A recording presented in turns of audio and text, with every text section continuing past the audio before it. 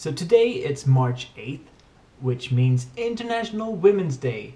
And some of you might be thinking about celebrating it by giving away flowers or saying congratulations to women at work or in school.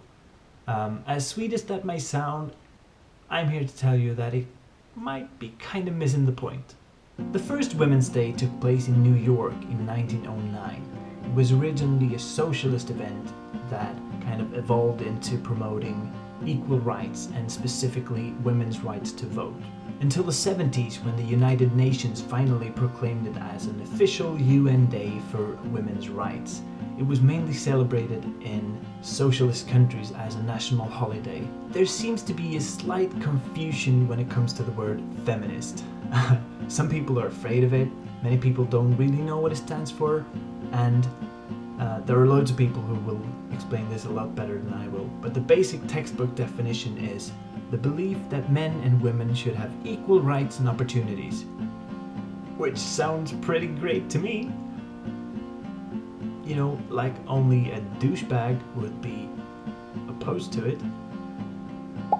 There are loads of wonderful causes which you can support today, and I'll link a few of them in the doobly-doo. But my mission today is simply to try to make more people identify as feminists, and especially the guys. Because if you still think that feminists are just a bunch of angry vegan lesbians that want to kill off all men, you might want to read up on that. Feminists come in all variations, and they realize that narrow gender roles hurt both men and women, and that we will all benefit from a more equal society. So maybe don't say Happy Women's Day this year. I mean, think about it. Should women really be happy that they earn far less money than men, and they have far fewer positions of power, and that they will receive much lower pensions than men? I mean, what women really need today is not your congratulations, it's your respect.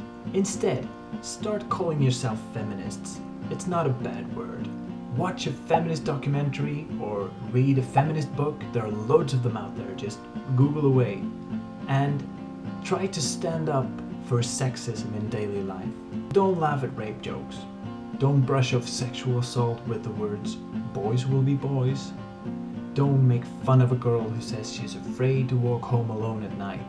Don't tell someone they walk like a girl or throws like a girl.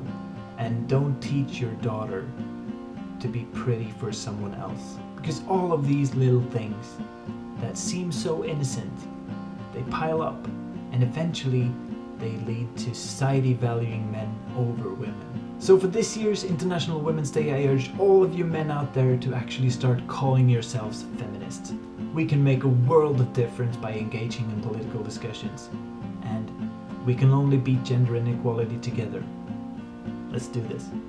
I'm a feminist because my first boyfriend sexually assaulted me, and when I went to my friends for help, they called me a slut. Because when I speak at universities about the absolute necessity of consent, there are people in the audience who laugh.